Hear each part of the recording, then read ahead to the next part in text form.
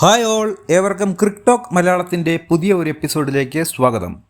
ICC under-19 world കപ്പിൽ India പാകിസ്ഥാനെ 58 റൺസിന് പരാജയപ്പെടുത്തിയിരിക്കുകയാണ്.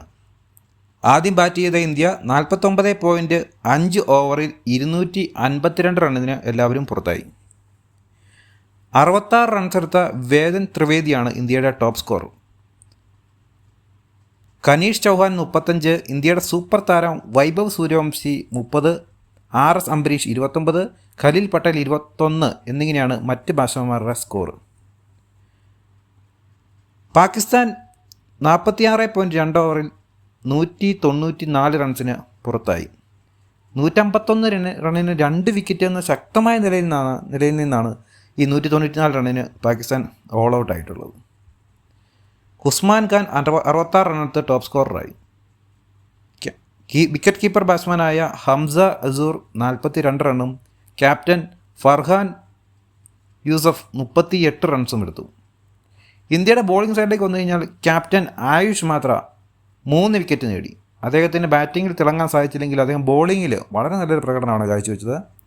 അതുപോലെ തന്നെ ഇന്ത്യയുടെ കനീഷ് ചൗഹാൻ 10 ഓവറിൽ 30 റണ്ണ് മാത്രം വിട്ടുകൊടുത്താണ് ഒരു വിക്കറ്റ് എടുത്തത്. അപ്പോൾ കനീഷ് ചൗഹാൻ തന്നെയാണ് മാൻ ഓഫ് ദ മാച്ചും ആയിട്ടുള്ളത്. പാകിസ്ഥാൻ്റെ ബോളിംഗ് സൈഡിലേക്ക് വന്നു കഴിഞ്ഞാൽ 3 വിക്കറ്റ് നേടിയ അബ്ദുൾ ബഫാൻ മാത്രമാണ് അല്പമെങ്കിലും തിളങ്ങിയതെന്ന് പറയാം. അങ്ങനെ ഇന്ത്യ പാകിസ്ഥാനെ 58 റൺസിന് അണ്ടർ-19 പരാജയപ്പെടുത്തി. നമുക്കറിയാം, പാകിസ്ഥാനും ഇന്ത്യയും തമ്മിൽ ഒരു ക്രിക്കറ്റ് മാച്ച് വന്നാൽ ഏത് സ്പോർട്സ് ഗെയിം വന്നു കഴിഞ്ഞാലും നമുക്ക് എപ്പോഴും ആവേശം തന്നെയാണ് അല്ലേ. എങ്ങനെയെങ്കിലും ഇന്ത്യ ജയിക്കണം എന്നൊരു വികാരമുള്ളവരാണ് നമ്മളെല്ലാ ഇന്ത്യക്കാരും.